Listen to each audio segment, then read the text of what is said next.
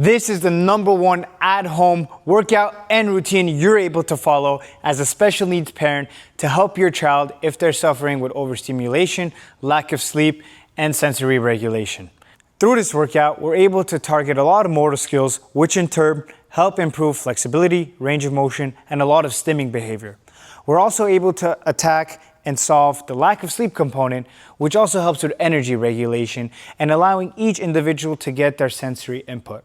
Lastly, personally my favorite, it's a great bonding experience as a parent and child work together to help reach their goals. With that being said, let's get on into the workout. Before we get into the workouts, I want you to do one thing: set the mood. Get a few songs that your child loves, put those on the speaker, get a nice cold cup of water, get a yoga mat, and let's get into it. Let's really enjoy this and make this a routine in our daily lives. The first part of the workout, and arguably the most important, stretching. Absolutely no equipment required for this part of the routine, and it really helps have a calming effect on the body. It helps improve body awareness, and in turn helps improve circulation, for example, blood flow, which in turn helps improve soreness and recovery. 12, 13, 14, 15. So we call this our butterfly. Gonna be our first stretch. We're gonna hold 3 sets, 15 seconds each. Then we're gonna translate to the half butterfly, which is basically almost the same thing, but just keeping one knee straight. It'll look something like this. Make sure the knee is straight, the knee is tucked in, lower back is straight, and you're reaching all the way to those toes with the toes pointed up to the ceiling. This exercise really helps with lower back pain, hip flexibility, and posture. Now, as a parent, you might be asking yourself, how do I help my child achieve this position?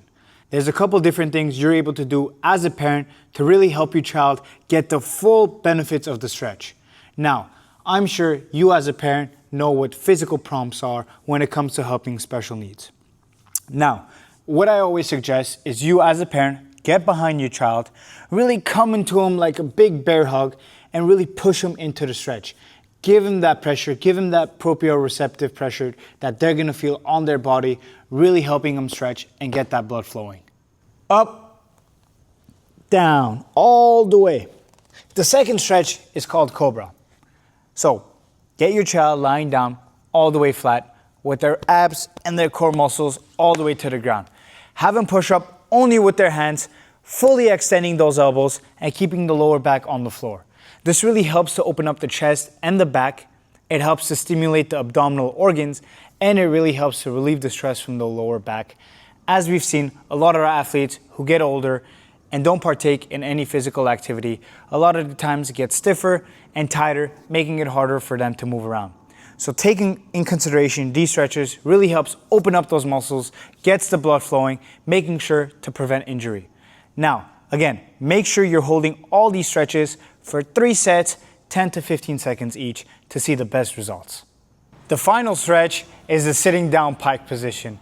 You want to make sure your child is sitting upright, keeping that lower back straight, knees together, and reach all the way to those toes, really stretching out those hamstrings and those calves, which really in turn help with those tippy toe walkers. You know, if you have a kid who walks on a tippy toe, how difficult it could be to really get them down and stretching. And it also really helps with core control, core stability, and sensory input because it's a big stretch and you as a parent are behind them, pushing down, making sure they're engaged throughout the whole workout. The second part of the workout, and personally my favorite because it's the most fun to do, you're gonna be needing something tall like this, either a bed, some chairs, or a table. You're gonna have your child lay flat on it, and we're basically just gonna give them a massage, whether that's with our hand or an equipment we like to use here are some rollers we basically just ordered off Amazon. So have your kid lie down and really try to hit different parts of the body, like the back, the glutes, the hamstrings, the calves, and even if you really press on all parts of the forearm, it's linked to some pressure points which relieve some stress and some tensions build up all throughout the muscles.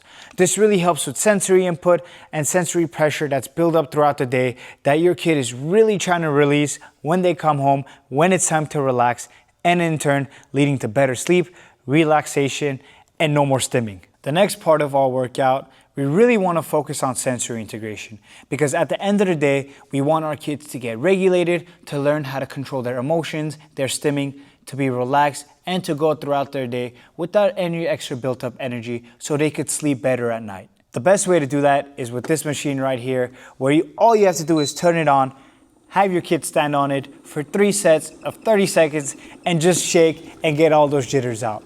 If this isn't an option, a really great alternative is just have a Ticklefy with them on the couch at home, or you can even grab them and shake them. Because remember, at the end of the day, we want all that energy out. We want all that sensory input out.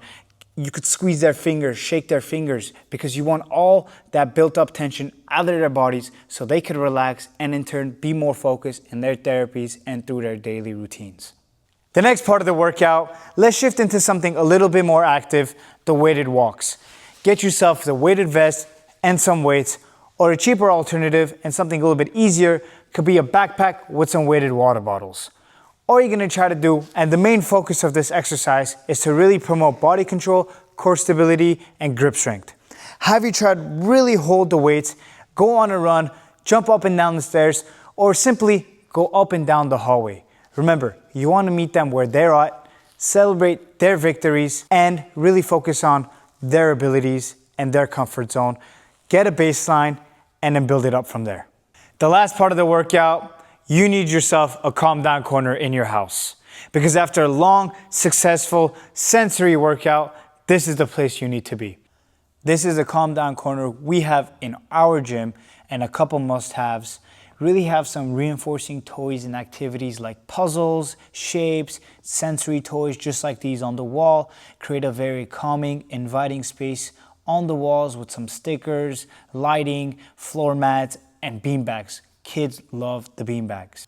If you found some value from this video and these workouts, really make sure to leave a thumbs up and subscribe to our channel, and possibly even share this with a friend who might have and benefit from these sensory workouts. Let's grow this community together. Let's spread and help everyone in need.